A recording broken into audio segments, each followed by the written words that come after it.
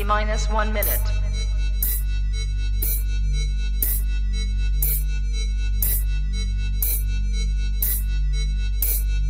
T-minus 50 seconds.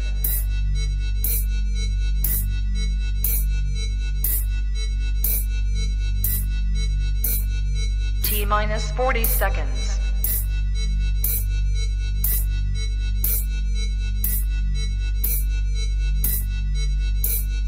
T-minus 30 seconds.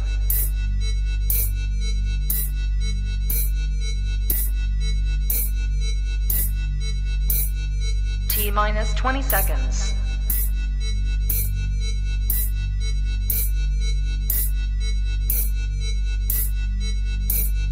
Ten, 9, 8, 7, 6, 5, 4, 3, 2, 1. Public service announcement. I need all my Titan fans to come on down. Grab you some popcorn, grab you a drink. Titans Colosseum in the building. Yeah, not, boy, I'm in the game. Still ballin' out, never change. I be reppin' my hometown for the whole city, really knew my name. Boss talk, I don't do favors. Yeah, we signing deals with the top players. We just started this lifestyle. We be having all kind of haters. I'm a madman, they better come get me. Wanna box me in, but I'm too shifty. If they come at me sideways, I'ma stiff on me like Derrick Henry. Now listen, we're not the same. EA Sports, boy, I'm in the game. I be reppin' my city, dog. Got a tight logo hanging on the chain. Big money, big moves. New stadium on the way. Nashville, we hold it down. We the one team that you don't wanna play. They be trying to talk down on us. I just laugh at them and I walk away. I don't tolerate disrespect. Might shoot a fade, penny hard away. Big money, big moves. New stadium on the way. Nashville, we hold it down. We the one team that you don't wanna play. We be putting in the hard work, so we coming in with all kind of skill. I be living in the end zone. My finger roll like Tannehill. What's poppin'?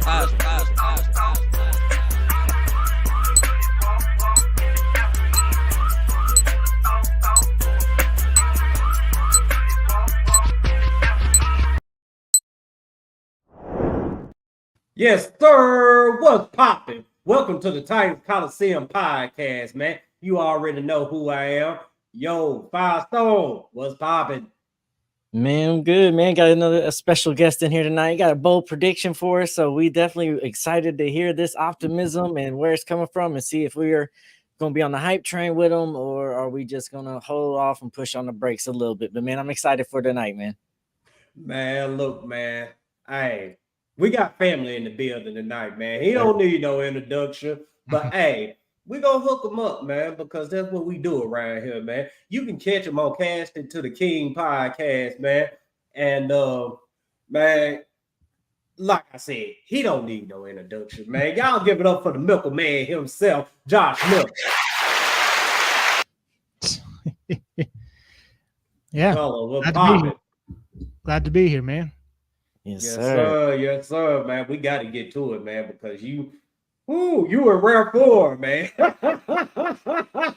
Well, I'm finally growing my eyebrows back. I'm getting a little bit of facial hair, a buzz coming back after 2 months off of chemo. So I can't help but feel. I mean, that's the one optimistic part I'm feeling about this. So, man, you sure? Everything else is realistic, in my opinion. And you sure? We gonna talk about it though.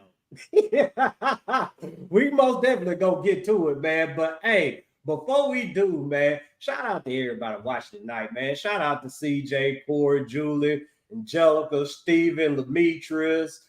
Hey, man, everybody out there watching, man. Appreciate you. What's up with you, Johnny, man? Thank y'all for watching tonight.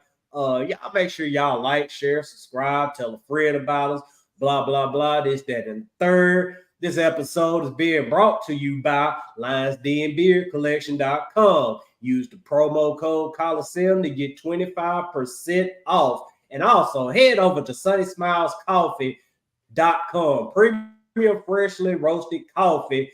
Free shipping on all U.S. orders. Also, check out the Titans Colosseum website, TitansColosseum.com.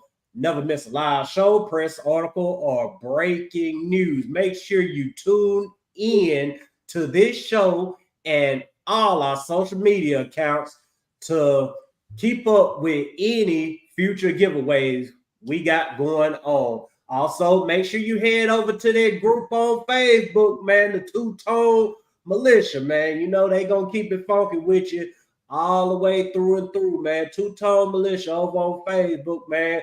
Good thoroughbred Titan fans. They hardcore, they passionate. They ain't finna put up with no foolishness, man. So make sure y'all give them a follow. And since my guy Romeo's ain't here to pop it, I'm gonna pop it for him, man. Make sure y'all go download the intro to the Titans Colosseum podcast in the game by our dog Romeo. It's on all digital streaming platforms. And y'all, listen, we cannot wait to drop this new intro on y'all. If y'all think that one was hard, hey, look, that's all I'm gonna say, man. That's all I'm gonna say. Just wait. It's coming. It's coming soon, man. Oh yeah, and you can go ahead and join us on Patreon now. We are on Patreon, so y'all can come over there. You can get your tiers. There's different perks and exclusive offers that we're offering for each tier for y'all over there. Whether you're tailgate in the game or you want to become an executive producer, there are different tiers. Got different perks. Get free merch with some of the perks as well. Get shout outs on the show. Exclusive offers on when we're doing events and all things like that. And then special giveaways will be exclusive just for our Patreon members as well moving forward. So we'll have ones that's for everybody, but then we'll have also giveaways that is just for our Patreon members as well. So make sure you go over to Patreon and join us there as well. Whew. Okay. A lot of that bills are paid. So Josh, we was on the Kim Moore show. We was talking about predictions, going over everybody's, I want to say something about that Kim Moore show. I don't know the name of that Texan fan. It was 1 week in the regular season where the Sick Podcast had like the call-in line. Yeah. If there was a call, I so badly wanted to do a call-in like right then there so I can talk some sense into that man. Oh my. I'm getting Sonic. I'm listening to this on the phone in the car and I'm like, what is he talking about? It was just baffling. He was like, we don't like that delusional talk. We don't keep it 100, this and that. And then proceeds in the same breath to be like, L'Jarius Sneed wasn't even the best corner on Kansas City. It's like, are you, what? Hold on. That's factually false. Yes, that's factually false. Yeah. Yeah. I guess Marco didn't keep up with the electric bill. So no, he had to step away with work. He had to step away with work. But no, that we was talking on that. We was going over with schedules and record predictions, and you was chiming in. You was letting us know that you had a little prediction, and you said 12-5. So break that down for us. Let us know how you feeling. And out here, I'll bring up your graphic as well that you brought as well to show them why do you believe they can go 12-5. Let us in on some of this optimism. All right. So if you could put the camera back on me for a second, I want to bring up. I'm going to pull up my other camera, see if it can get it. It does not. Like over here is a stomp towel, Music City stomp towel.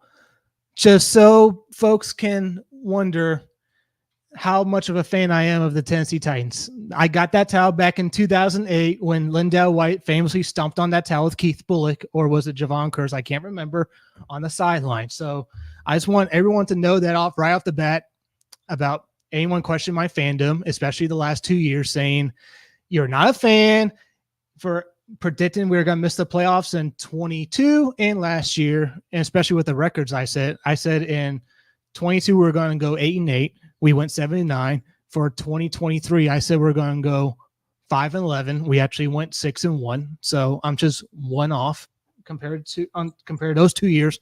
And when we went to the number 1 seed, I said we're going to win 10 to 11 plus games. And we win, I think it was 11. However games we won. I think it was 12 games and we got the number 1 seed. So just to put that in perspective when I talk about this, and you can go ahead and bring up the graphic Firestone. So we got that out of the way now.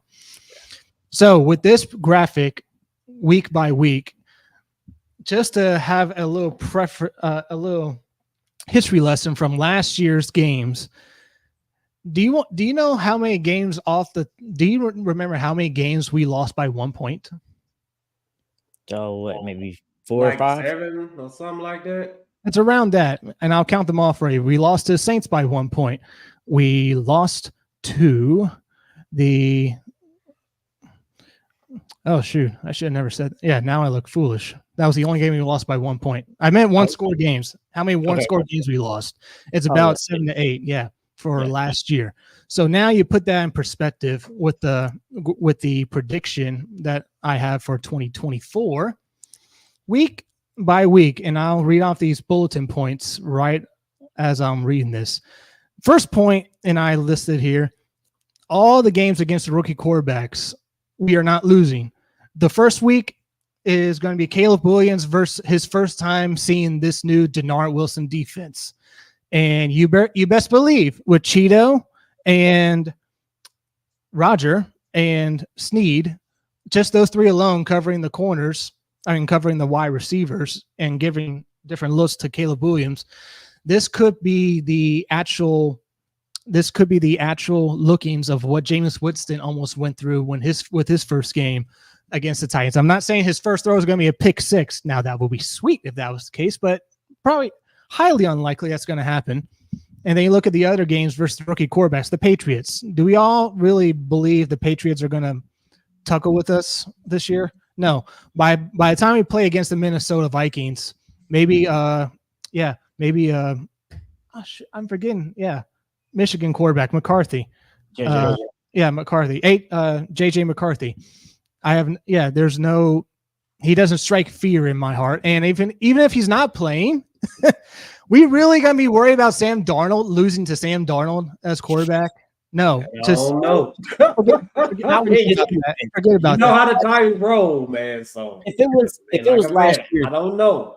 If it was last year's defense, I got a question there. But this new defense under this new DC, no, I'm with you. We're not losing to Sam Darnold. There's just absolutely no. Look, man, I'm not gonna put anything past this team, man. I'm really not. But yeah, I want to get the core comment.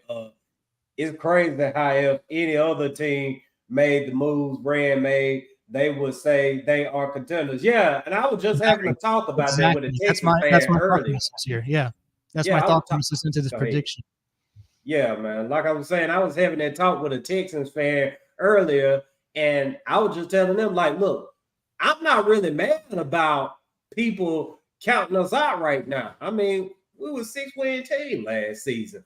But the problem I have is there's been teams in the past that were coming off of worse seasons, made lesser moves, and got more praise. So to me, I feel like they are being subjective and selective with their praise.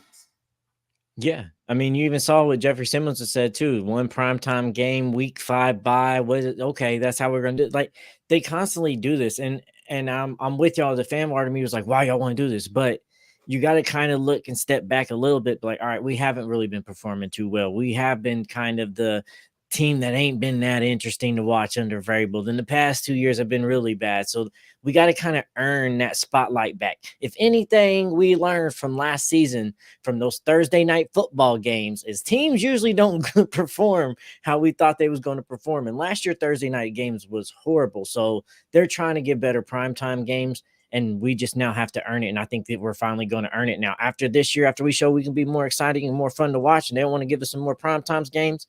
All right, we got some bigger issues to talk about here in NFL. They'll give us 3 primetime games, a Thursday night and 2 Monday nights. Hey, at least we're not playing the Jaguars on Thursday night. That tradition ended years ago, thankfully. Man, I hated them days, man. Good God. It was like every year you just knew we were playing the Jaguars on Thursday night, man. Do y'all remember the Thursday night game where we played the Jaguars and the quarterback was, what's his name? Clipboard Jesus. And who was the quarterback for the Jags then? Whitehurst. Wasn't it Blake Bortles? I think it was Bortles, yeah. Yeah, man. That was awful. I don't want to relive that though, man. Let's go ahead and keep this thing rocking and rolling, man, because I don't want to think about bad times right now. Want to think about forward progression, man, and that's exactly what the Titans is doing, is progressing. As y'all know, volunteer OTAs, they started this week. They're going to be meeting with the media, tomorrow, I believe.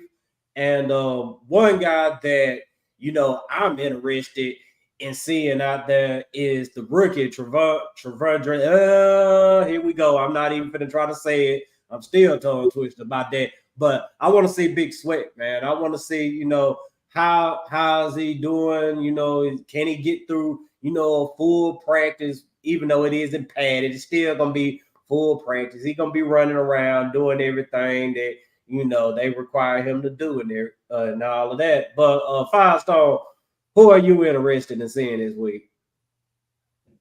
Cedric Gray, really, honestly, because that's the linebacker position we got the most questions about. I know Sweat's going to do good, but I also know there's a piece right next to him on the D line with Jeffrey Simmons that can penetrate. So it's just him learning from there. Cedric, we kind of need you to step up into a situation and become a green dot linebacker if we're wanting to run the defense how we want to run it. So Cedric Gray, I just want to see how well he picks up this defense, how well he understands it, how well he can possibly put everybody else into position, and if he can truly be what I expect him to be this year and show out and ball out on this defense and replace Al-Shaair perfectly as we need. Megalo, who you looking for out there? Sweat, I'm intrigued of looking forward to. Firestone raises a great point with our linebackers. Who's going to be the green dot guy? It's not going to be Gibbons. It's not going to be Luke Gifford. Thank the Lord. So we can just at least acknowledge that. So it's not going to be either one of those guys. That's something to look forward to. Right tackle. That's going to be my main focus. Is it going to be Nicholas Petit-Friere? Is it going to be Dylan Radens? Is it going to be Charles, who we picked up from the Commanders? That's going to be something I got my eye on. And that's one of the things, one of three things into my prediction, actually, that holds, that's like the biggest question marks in my prediction is that who's going to be our safety, who's our right tackle, and does Will Levis make that next step? So right tackle is going to be my main thing because we know JC is a behemoth of a man. We got Pierce Goronsky at the left guard. We have a cushion for Will Levis. We got Daniel Brunskill presumably coming back for right guard. And then, best man up for right tackle. Or there's a chance, I saw an article today, should the Titans sign the offensive tackle that the Green Bay Packers just let go, but he's dealt with injury issues. So that's another possibility, obviously. And then the two folks of safety we keep getting linked to is Marcus May and Justin Simmons. And I believe we're going to get one of those guys by the time training camp starts, a la like Kenny Vaccaro years ago when we signed him when he got cut from New Orleans around the preseason training camp time. Yeah, I wonder, is it any more safeties coming available after June the 1st?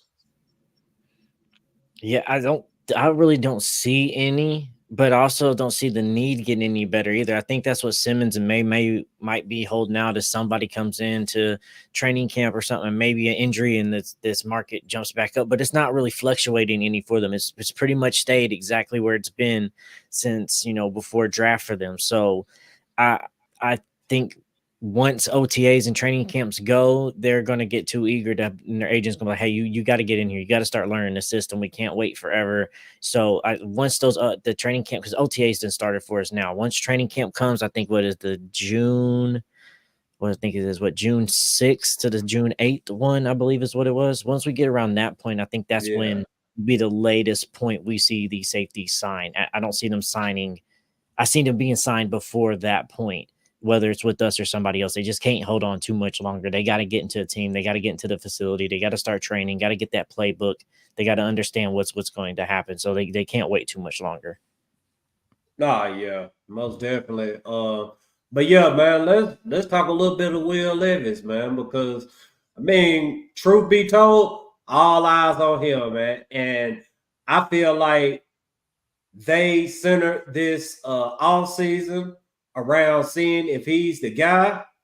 And I feel like they've done enough to where a lot of the excuses can be eliminated. Mm-hmm. And Michael, I got a question for you. What does a good season for Will Levis look like? A good season for Will Levis, and I can straight up say this with a straight face, a good season for Will Levis is getting us guaranteed a good season for him is getting us to 8 wins at minimum. Definitely, if we make the playoffs in whatever capacity that is, whether it be with 10 wins, 9 wins, or in my case, 12 wins, that's a guaranteed good season. Stat-wise, good season would be finally being a 4,000-yard passer for the Titans that never had one, and not to my knowledge. If maybe Warren Moon, maybe back in the day, but not off the top of my head.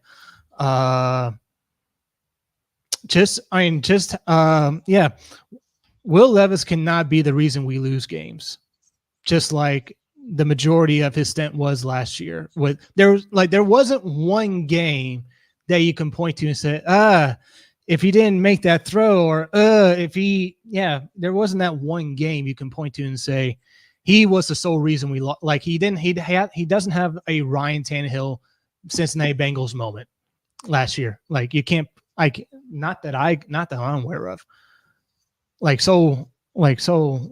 Solely lost the game. I mean, someone can say to me, he threw the last INT versus the Steelers on the last play of the game. To which I say that could have been avoided had we not run it for 3 straight downs after we had a good kickoff return to the 50-yard line.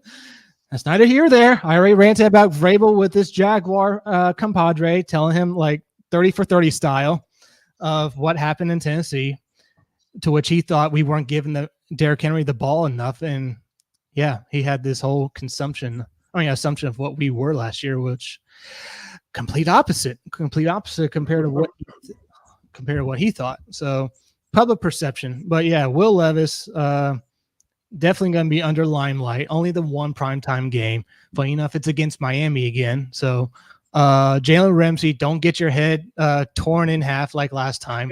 Will Levis. And Miami, don't let him beat you again in the final 3 minutes. And I wish I had a candle. I don't have a candle for Prof. For the Miami game, that's one of my guaranteed wins for 2024. Why, you may ask? Who's their new center? Their new center is a 265-pound Aaron Brewer, and who's lined up against him? Hopefully healthy. Is a Travarius Sweat lined up against him with 100 extra pounds on him. And what did we see in Tampa Bay with Vita Vea versus Aaron Brewer? He got ragged essentially and dropped him at Will Levis's feet and say, "Hey, here's the doggy bone. Throw it again, and I'll catch it for you." So that's Tua's going to be on his back for the most part, unfortunately. And they lost their right guard to the Carolina Panthers in free agency. So that's 2 spots potentially for a hole in their offensive line this upcoming season. Man, don't forget Brewer, man. He's tougher than a $2 steak, man. I mean, you can't go without saying that right there, man. Come on, man. Put some respect on that man. But look, we saw, and maybe, but not everybody, but in the Senior Bowl, we saw Travandre Sweat going through and working centers, and they would put their feet down. They was tough. They'd bend, and then he'd bend them all the way to where their back was touching the back of their heels. So cool, all that. But this is power and man versus man. That toughness, that heart you got in Aaron Brewer, guys, I'm not putting that against him, but this physicality versus that physicality, he's just going to bend him backwards like a Circus Olay acrobat, and he's going to have his shoulder blades touching the heels of his feet, and then he's just going to reach out and touch Tua. So that's my thing with Miami. I don't think they're going to be as good as they think this year because their O-line isn't going to be that good, and Tua doesn't perform well when pressure's in his face constantly. He's not that guy. That's when he goes back to throwing all those picks like he was a few years ago and everybody was worried. They got to have an O-line protecting them there, and I can see us winning that Miami game. The only thing is it feels like it's set up perfectly for them to finally have revenge, finally to shut this all down and be like, oh, that was just a fluke that they got against us. But we need to go out there.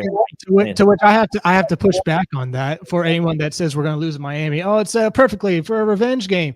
Okay, let's go back to that Monday nighter last year. They had no major injuries coming into the game. Now, yes, they lost Tyreek Hill like first or second quarter through, but he eventually came back, and when he made the plays he needed to play, he was pretty spry for his injured self to do whatever he needed to do against our corners. They did not get hit with the injury bug until they played against the Ravens. They were a healthy scratch. They were a healthy team going into that Monday night game. Oh, it's December. I looked it up. It was 60 degrees. 60 degrees in December. You cannot tell me with a straight face that no one would want, like, that's San Diego weather in the winter, 60 degrees in December. So weather was not an issue temperature-wise. The Dolphins were very healthy, and the Titans just kept shooting themselves in the foot. That's the reason they got up big with the toss play from Derrick Henry that he botched, the botched screen pass play that went for a pick six, the muffed punt from I forget his name. I hope he's not on our team anymore. I know the special teams coordinator is not on our team anymore, but the muffed punt, we've seen so much of that last year. That's hopefully eradicated and gone. Just those 3 plays alone, like, gave him like minimum 17 points, and we came back still with 3 minutes left to score 14 points on them. And yeah, they were healthy that game. And look what that's like, to your point, Mr. Taylor. What happened this offseason? They downgraded at center essentially because they couldn't afford him. They couldn't afford their last guy. They lost their last guy to their right guard to the Panthers, which I take that what you will. That big contract for a right guard. I mean, hey, the Panthers desperately need him, I guess. Yeah. And then you look at our defense. Head over heels, much better in the secondary. And I don't know if it was with you guys or over at A to Z when I was doing some revisionist history, watching some of the old like Monday shows after the game where someone chatted in saying, how long is it going to take for this front office to fix our secondary in the offseason? And wouldn't you believe it, we might have just solved it in just one offseason. Yeah. We just might have just solved it in one offseason. Now imagine those 3 corners. Again, this is all prefaced if they're healthy. If they're healthy going into the game. If they're not healthy, it's a whole different story. But healthy going into that game, you cannot tell me tit for tat that this secondary isn't going to put a lick on those wide receivers on the line of scrimmage. You can't convince me otherwise. I feel like they can, but my concern, and before I get to my concern, man, shout out to Jason Holmes, man. Y'all head over to Facebook and join the AFC South Battleground group, man. Hey, I ain't gonna hold y'all. It is a lot of salty. I don't even want to say their name, man. But there's a lot of salty fans in there that aren't Titan fans. But hey, Jason, he ain't with the foolishness. He gonna always hold it down for us, man. So y'all make sure to get him a follow over on Facebook. But like I was saying, man, I just gotta keep it real, man. We gonna be attacking defense. And you know, it's a high risk, high reward type of defense, because if our defense can get home, we're gonna cause teams a lot of problems. But here goes the thing, the big risk. If we aren't getting home, those quarterbacks not gonna be able to hold up forever, and we're going to be susceptible to getting beat. So I mean, you got to understand what you face with when you have these attacking defenses.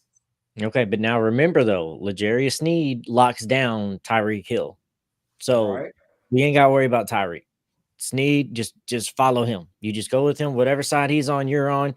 You're with him. If we're blitzing, we're attacking, you're man. And if we're not, we're in the zone, then you run that zone, you run it. But if we're attacking, then hey, Sneed has to play man, and he's staying on Tyreek the whole damn time.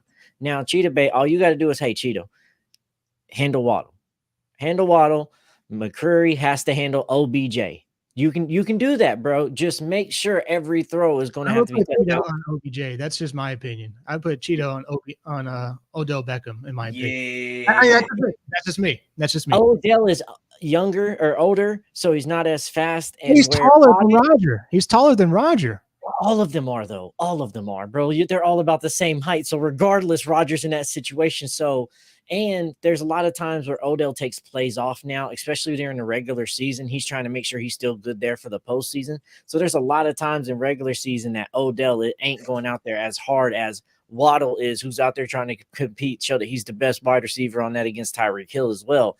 I want Cheetah trying to keep up, or Cheetah Bag trying to keep up with Waddle out there and running around with him rather than Roger, because Roger's shorter, and I don't think Roger has the same speed that Cheetah Bay has. All right, so I'm just looking at this right now. He's a tall 5'11", if I'm to believe this Google search from Odell Beckham Jr. That's a tall. I'm 5'11". That has to be. This can't be true right here. Yeah, and I'm just doing a quick Google search. So I guess Roger. Yeah, you're 5'11" too. So go ahead, guard Odell Beckham. That's a tall 5'11". He seems like a 6'3", 6'2" guy. Yeah, no, definitely not. I was thinking 6'1" at most. Yeah, if it's one dude in his secondary, I'm concerned about it is Cheetah Bay. I'm not gonna lie, because I mean, as good and solid as he may be, man ain't getting no younger, bro. So I mean, are we getting this man, on the good side of his career still, or are we getting the Jonathan Joseph situation to where his best days are, beyond him? He's going to come out there and he's going to be the weak link. That's where I trust Brian Callahan, because one thing Brian has said in multiple press conferences is the thing that I hate most, or what I look for in a defense, is what I hate most as an offense is when defenses do this. And if that defense does it, then I want them to be a part of my defense over here. It's one of the reasons why he got Denard, because he knows what the Baltimore Ravens defense was nightmares for offenses week in and week out. This is a guy that came from his former team. He had to run his offense practice against this guy all the time in defense. So if he was in the ladder starting to climb down, I really don't think Brian would have brought him here on the contract that he had. So I believe in him. I know that he is getting older. I do think we have some time with him, but I don't think he's already on that back nine where we got to be too worried. I think Brian would have how we've handled this offseason, they definitely would have went and got somebody else if Brian had that as a concern for him. Hey, Milko, you might got a twin brother out here, man. You might want to check with Glenn Lossenhauser, man, because I mean, I ain't gonna lie, man. Matt saying something now, man. I look like John Robinson when I have a full head of hair, and then I look like Dr. Dodd when I'm completely bald with the headband. They keep having these comparisons for you. Oh my god. The man of a million lookalikes. By the way, Jonathan Joseph, he lasted with us no more than 2 games. That was a quick. I ain't gonna lie. After that Vikings game, man, I checked out, because I mean that man right there, he was getting done all kinds of ways, but the right way. No, did he? Well, however you want to say it, man. Yeah, all I know, he was getting tossed up out there. He was tossing a lot of ass, man. That was horrible, man. I mean,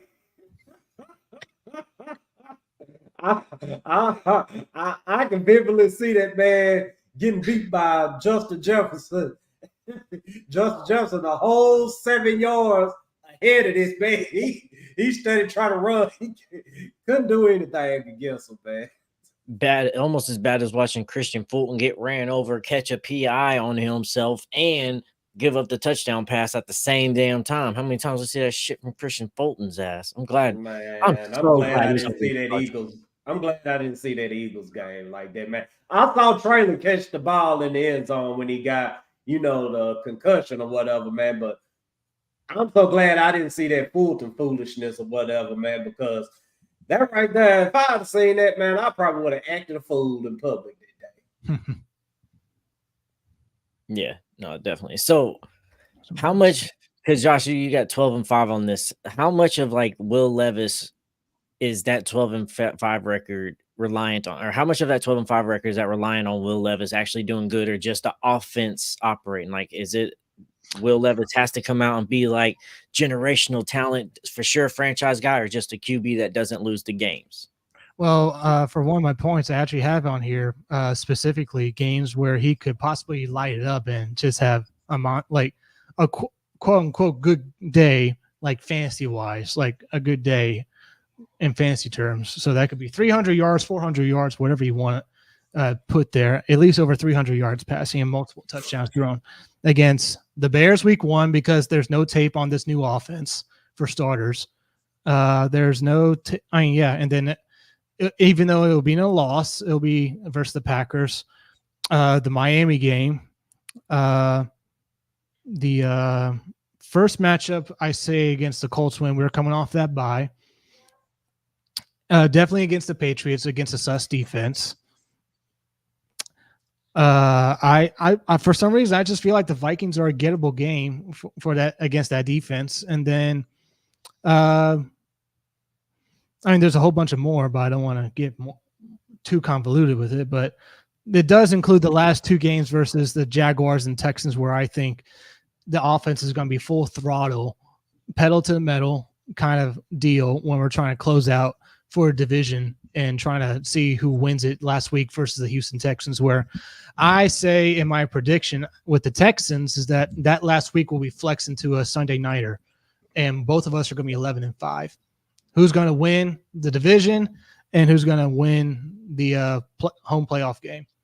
And I think we're going to win that game, especially with it being at home. So you imagine how that's going to be a playoff atmosphere if it gets to 11-5. Will Levis has turned out to be good to really good on the year. This like excitement that we haven't felt since we were the 1 seed team versus the Bengals. That's going to be one heck of a atmosphere to be in. But in terms of Will Levis like solely winning, I think on the year it's going to be a combination of like he's going to take that next step. Again, this is just what I believe and what we saw with a putrid support cast of offensive linemen and wide receivers, and then you put 2 and 2 together. He did well with bad as much as he could compared to a better O-line and a better receiving core. It's how can you do worse with better? That's what I want to know. How can you do worse with a better receiving core and a better offensive line unless he's just turned the ball over Brett Favre style or Jake Lock, God forbid, Jake Locker style. That's the only situation where he could perform poorly is if he's throwing the ball and doing multiple interceptions. But I think this year it's going to be a combination of him taking that step, but him doing not the minimum of what Vrabel asked him to do last year, but having a contribution to where he does at least a touchdown throw a game, multiple touchdowns thrown a game, and then the running game gets into play. The defense makes a few stops. Like it's going to be a combination of everything. It's not going to be a year where the offense is just lights out, 50 touchdowns throw like Tom Brady 2007 style, and our defense sucks. Our running game sucks. It's not going to be a New Orleans Saints year where the offense is going to be great, but there's something on the defense just holding them back from the playoffs. It's not going to be one of those years. It's going to be a collective of everything on the squad that's going to be clicking, in my opinion. And again, it comes down to those 2 positions, right tackle and free safety. That's my only 2. That's the only 2 questions I got. Now, and they brought this up in chat too, but this is good too to think about, like where we're not thinking that the offense might score a lot or be a high flying offense. That hip drop tackle does 17 points a game. Exactly. We average 17 points a game.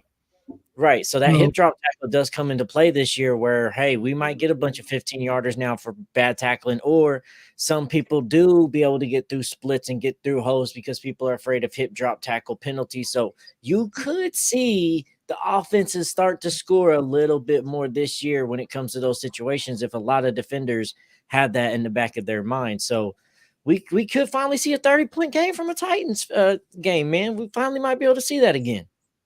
Man, look, man, it's gonna look crazy when it happens, man, because good God, man, it was like all last year we had, I don't know how many times I felt like we got to third base and just, flamed out. Could never get to those 30 points. Like those 30 points would have meant something, but I mean, or at least 24. At least 24. We averaged 17 points. No, I want to say we averaged 16 points last year. One less point than 2022 in Todd Downing, which is hard to believe. So if you give the like say Tennessee averages 23 points a game from last year, that is 6 added wins to last year's total, and we finished 6-11. Is that right? Yeah, 6-11. We finished 6-11 last year. That's 6 more wins for you, and you're at 12-5 right there if you average 24 points. So you don't necessarily have to. It'd be awesome if we scored 30 points a game. I can't wait for the day to hopefully happen this year. But for the defense we got, if we average 23, 24 points a game, that is 6 added wins. That's 6 more wins. I mean, I'm just doing the logical math in my head where I cannot see in the multiverse, different dimensions, wherever we're doing with Marvel, I cannot see in a world in our reality where we have a new offensive-minded head coach. We have all these receivers. We have a better offensive line, and we're still averaging 17 points a game. I can't see that ever. I can't see that. That's lunacy, in my opinion. So, John, let me ask you about this, man, because Jason did bring this to me earlier. How do you feel about the odds makers literally having us losing every game this season, with the exception of the Vikings and the Patriots game, which would have us at what, 2-15? I mean, I've been seeing all kinds of people in the national media, haters in our division, haters outside of our division. They got this whole thing where they think Will Levis is going to flame out and we're going to be drafting a quarterback in the top 3 to 5 in 2025, man. But how do you feel about that, man? I say whatever bet you can find for the over-under that I think was still pegged at 6 or 5, take the over. Just quickly take the over right now. So if that's still available, go ahead. And the Commanders, one of my friends is a Commanders fan. We do not like the commies. We beat the commies in the Cold War. So, irony right there. They're in DC and their short name's commies. Anyways, they draft Jaden Daniels and they got pegged an extra 2 wins for an over-under, I believe, at 8 or 9.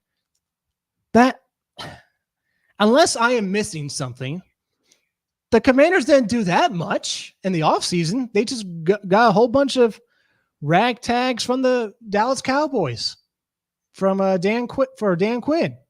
And how did they do when playoff time came? Don't remind Cowboy fans how that went. Packer fans will rejoice when they hear the noises, the tunes of that song. For the odds makers, I mean, a few days ago I did this episode with a Jaguars fan on that has a different YouTube channel, and I essentially posed this question to him after I explained everything 30 for 30 style with ESPN, like ESPN style, like here's what happened with Mike Vrabel behind the scenes leading up to 2023, why he got fired, et cetera, et cetera, et cetera. We know the story. I posed the question to him about the record. If you put a prime Phillip Rivers, that like say 2012 prime Phillip Rivers, which was really good that year, on this 2024 Titans squad, what's your perception of the team? How do you think the team's going to? He said, yeah, this is a 10+ win team and contention for the playoffs and contention for the AFC. Now, that is because, I mean, just based off that reaction, it sends a signal that no one trusts in Will Levis, and they will say, and most of them out there are just box office warriors. Let's just call it what it is. They're box office warriors, because the common song that you will hear the media sing is, he had a great 4-touchdown game to start out the year. And then he had 2 or 3. I mean, they had like 4 touchdowns, whatever the stat is, for the rest of the way to close out the year. After that one game with 4 touchdowns, he does 4 the rest of the way. If you know the Titans and you know the tendencies with how we want to play our quarterback, and we had Derrick Henry last year, and all we wanted to do was just run on every freaking first down and every predictable third down play or every predictable down that we were supposed to pass. I mean, yeah, the quarterback wasn't set up to succeed, in my opinion. And I think this year it's going to be a bit like, I don't wish ill will on anyone personally because we're all human. And I love my brothers and sisters in Christ, and I love my brothers and sisters from other mothers. So I say that to say I don't wish ill will on Vrabel, but I think when we see Will Levis put up the numbers of a respectable starter to a really good, to upwards to a really good starter, people are going to do double takes with Mike Vrabel and say, why didn't you make that work? Why didn't you make that work in his rookie season? It's gonna make these media pundits hopefully do their research and go back and say, hey, you had him, and look what he's doing with, I mean, again, they don't purport on our offense because they think we're going to get one of the top picks in the NFL draft.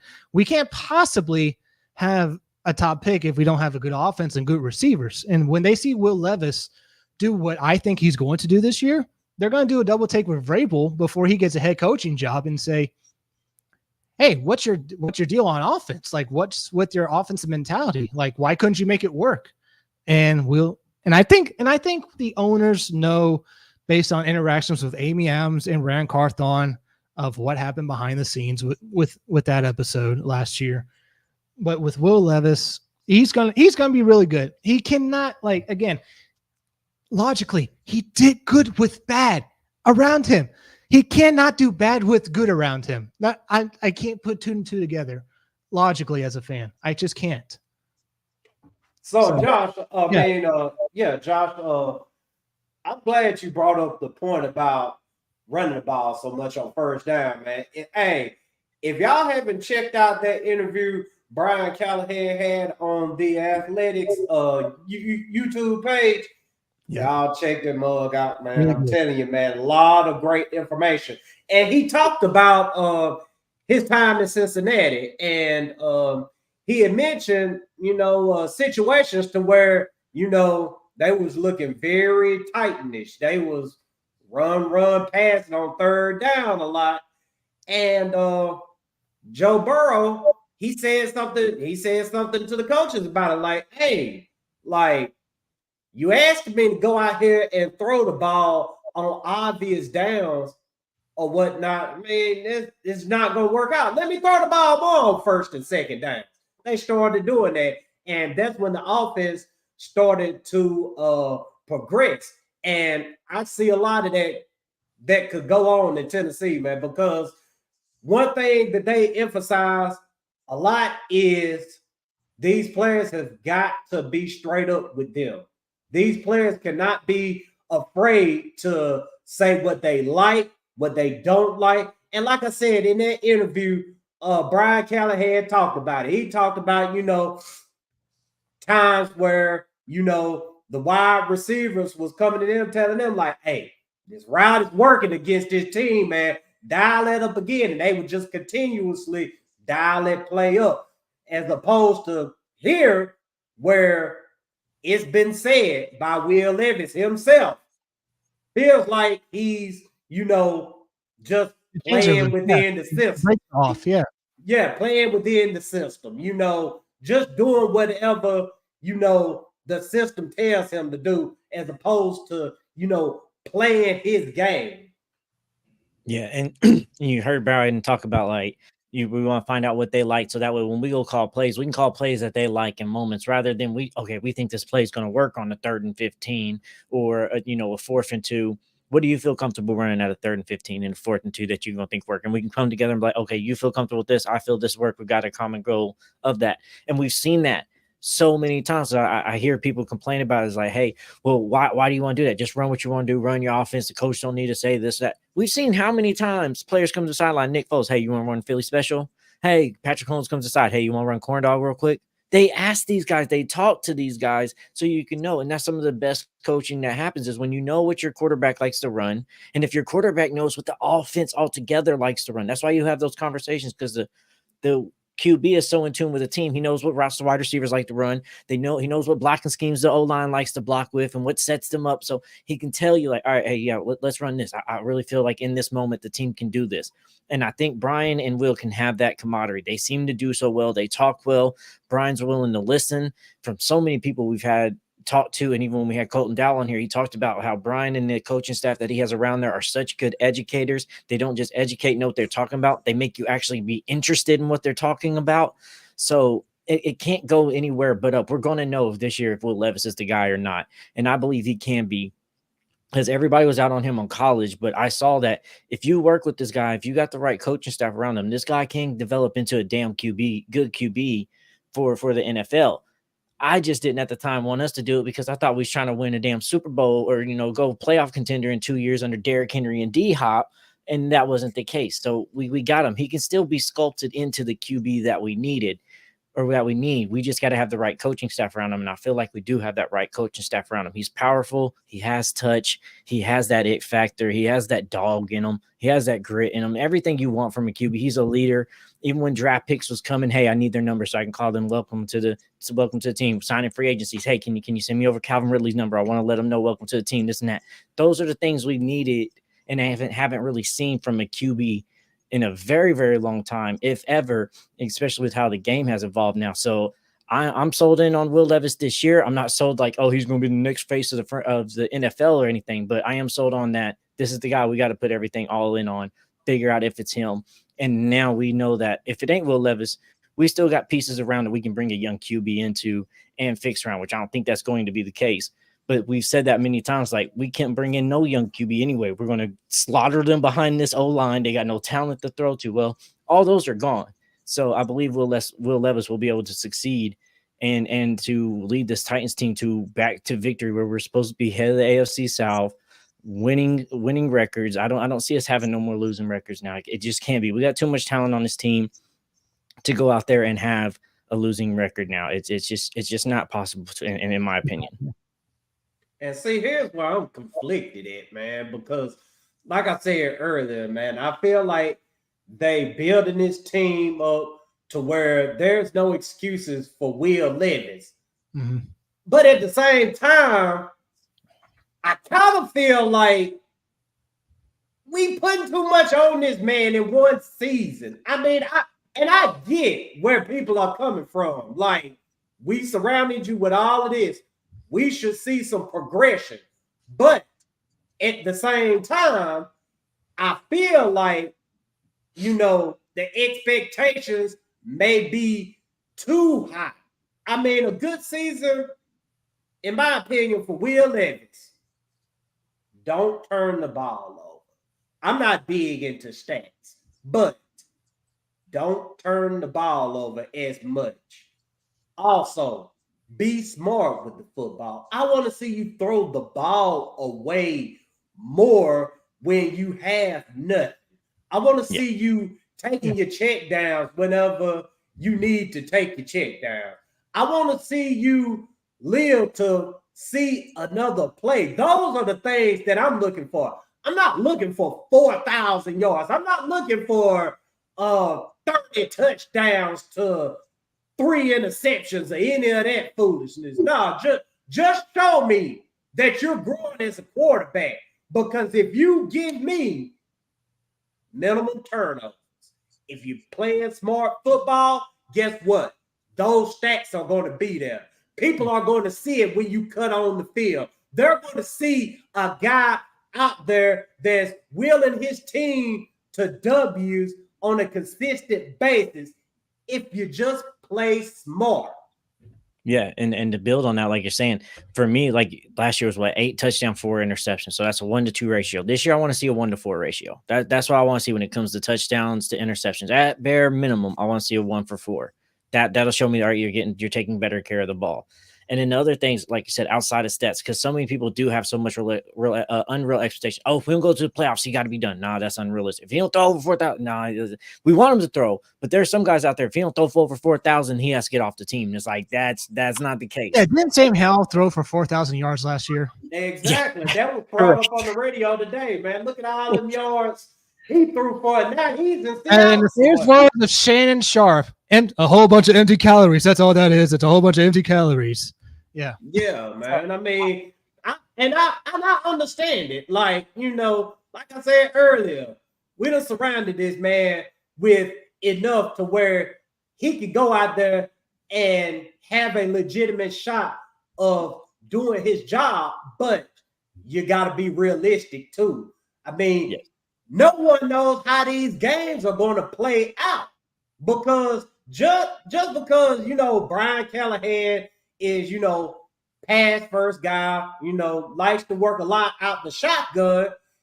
He showed you in Cincinnati that if need be, he can adjust. And they're going to call the game based on what the defenses are giving them. They're going to call the game based on, what their players are doing the best. So they're not going to shy away from the run like that. No, and see that's the thing too. The biggest thing for me this year for Will Levis is I want to see that you go out there and have command of that team. We seen it last year. We did when Tannehill was on that field. That offense played a certain way. Players played a certain way. Once Will Levis came on that field, it seemed like a lot of players had that extra oomph in there and had a little fire underneath their ass. You can tell when certain guys come in, certain players just play harder. I still want to see that. I don't want to, if at any point in time in the season, if I see the guys on the field start losing that lets us know that Will isn't that guy. I don't see that happening, but that's one of the things I'm be looking for. How you handle this team, how you break out of huddles, and how everybody's listening to you when mistakes are made. How are you handling them and maturing from last year? How you handled them. I just want to see you have control over the team, and everybody still wants to serve and fight underneath you. We saw Vrabel start losing that. We've seen other QBs lose that throughout the season, and that's ultimately when they start looking for other QBs. I don't see that being for Will Levis, but that's one of the metrics for me this year is seeing how you handle that team and how that team plays for you when you're on the field. Thanks, man. One thing about Will Levis, man, and I hate to say it like this, man, but if that guy flames out, it's going to be because he's just out there, just gunslingering it up, just, out there playing, hero Jameis balls. Yeah, he out there playing hero ball to a fault, man.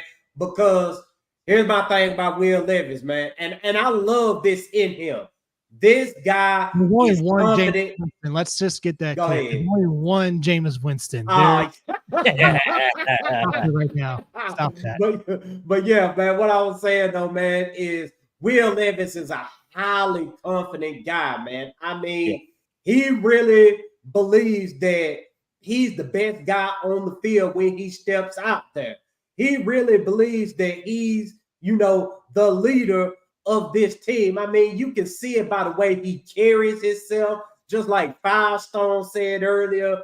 When new guys come into town, he's amongst the first ones, hitting them up, welcoming them to Tennessee, getting in the building with them. I mean, doing everything that you want your quarterback to do. But like I said, man, if he flames out, it's going to be because of hero ball, in which I feel like that can be coached out of him, because you kind of saw some of that last season to where, they told him to kind of, tone it down a little bit. And you've seen a little bit of him trying to tone it down. But when you get in those situations, especially with a coach like Mike Vrabel, I mean, you gonna go back to your bread and butter, because his bread and butter is moldy. I think there'll be less of that this year, because I think last year wasn't only like, hey, I'm a rookie learning this. It was also a guy that started off the year third stringer trying to earn a starting role. So sometimes I'm trying to make something on this field that makes the coach not forget me, that makes the coach think that I need to be put in. So there's a lot of times to fault that you're trying to do too much to try to earn that good grace from Vrabel so you can get that starting role. And that was some fault too. But I don't see him doing that, because he knows this year, hey, this team's mine. This is literally mine to lose. Like, they're not going to bench me at some point. Excuse me. They're not going to bench me at some point. They don't think somebody else is better than me. I'm the guy, unless I honestly start, like, literally, unless you come out here, literally start throwing like Jameis Winston out here, you're flat back and just chunking balls and throwing pass plays we ain't got no sense in doing. There's no reason for you to lose a starting job this year. So you just got to go out there, play, do what you're supposed to do, execute these plays how they're supposed to be, and not put the ball in harm's way, and you're going to be completely fine. Facts. Fellas, y'all ready to wrap this thing up for the night? Yeah, bro. They going wild in the comments too. Yeah, man. I ain't even gonna acknowledge the foolishness. But what I am gonna acknowledge is our fellow Titans fans holding it down like they always do, man. We appreciate y'all so much. 5 Stone, I ain't gonna lie, my voice kind of cracking right now because I'm still under the weather. Go ahead and take us on up out here. Yes, sir. This episode is brought to you by LionsDenBeerCollection.com. Trying to get your beard in the tip-top shape, get the luxurious products over there at LionsDenBeerCollection.com. Use promo code Colosseum and get 25% off your order.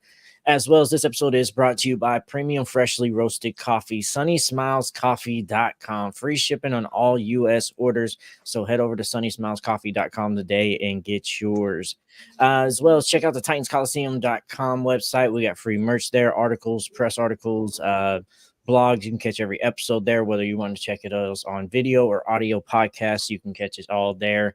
And with merch there, we'll have some new merch coming out as well. So y'all go grab the Let Rain Cook shirts, but we do got something new cooking up for y'all that's coming out as well. Yes. Y'all, if you're on Facebook, and if you're not on Facebook, get over to Facebook, join the community group over there for Two Tone Militia. They have a good Titans community over there. None of that foolishness. Just talk some good football. It's a little bit of trash talk, but it's all good and sense of love of football. So make sure y'all go to Two Tone Militia over there on Facebook as well. Go download In the Game. Romeo's RJ has been out here busting, putting out these music. He got something special coming for y'all in the background too. Every time we play this intro, y'all love it. Y'all support it. Y'all talking about, man, I need to hear that chicken head beat when it comes on. So y'all make sure y'all go whatever streaming platform y'all use to go get y'all's music. Go and get In the Game by Romeo. Support that and be on the lookout because he got some fire stuff coming in the future too. I can't really tell y'all about it, but he got some fire stuff coming in the future. Y'all definitely gonna want to hear and check out. And last thing, make sure that y'all join us on Patreon. Like I said, we're going to have exclusive offers over there for y'all on Patreon. There's 3 different tiers that y'all can be a part of with special exclusive perks that nobody else is getting anywhere. And like I said, we will have exclusive giveaways just for Patreon members in the future as well. So make sure you get on that Patreon list, whether Tailgate, In the Game, or an executive producer. Whew. Yeah, man. You paid them bills, man. I appreciate you. I ain't gonna lie. I couldn't have paid them anymore, man. Shoot, man. I'm ready to get over this sickness, man. Between cicadas and allergies, man. I've been going through and moving and that. I've been going through it these last few days. Yes. But hey, man, Joshua, before we get out of here too, make sure you tell them where they can find you. What you got going on. This is your plug central. Let them know. All right, so you can find me on YouTube at Kick It to the King Productions, my podcast / show, Cast It to the King. Just recently did the episode with a fellow Jaguars fan from First Class Media. And this upcoming week, we are going to be doing an episode with 2 other guests where we are going to be talking about spoiler reaction to the X-Men 97 show, which just wrapped up last week, and a killer of a finale. But I cannot stand cliffhangers. I know, just stop it with the cliffhangers. Yeah, great season, great time to be reminded of the 90s again. What a great show for Marvel Studios to finally get something good right back on track. Just in time for Deadpool and Wolverine, which tickets are out now, by the way, that you can grab to your local theater, which I have just pre-ordered my ticket. So be sure you do that as well. So you can find me on YouTube and at X. You can also find me at the same at Kick It to the King on Instagram and Facebook if you want to see what's going on in my daily life. Yeah, man. Ain't nobody thinking about Siskel and Ebert or whoever their name is, man. Whenever I need to know anything about sports, movies, TV shows, I'm hitting my Milk Man up, man, because he gonna always keep it funky. He gonna always give you, the real when it comes to entertainment, man. And once again, man, I really appreciate you joining us tonight. I appreciate everybody that's tuned in. Make sure you like, share, subscribe, tell a friend about us, blah, blah, blah, this, that, and the third. We are nothing without y'all, man, because y'all turn us up. If y'all ain't turning us up, we ain't gonna be able to turn up. But hey, man, Everybody enjoy their week. Stay blessed. We'll see you Friday.